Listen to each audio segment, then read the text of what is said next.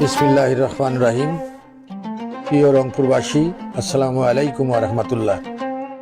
পবিত্র মাহে রমজান উপলক্ষে জানাই আমি আন্তরিক শুভেচ্ছা এবং মোবারকবাদ।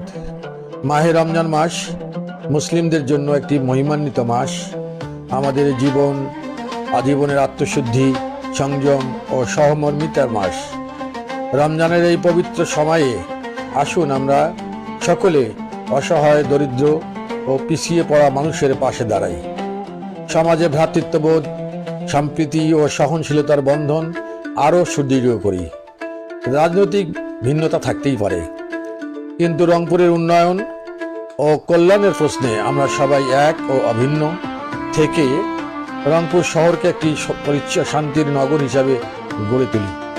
আমার প্রত্যাশা, রমজানের শিক্ষায় উদ্বুদ্ধ হয়ে আমরা একটি মানবিক, ন্যায়ভিত্তিক ও উন্নত রংপুর গড়ে তুলব, যেখানে থাকবে সুশাসন, উন্নয়ন ও মানুষের মর্যাদা।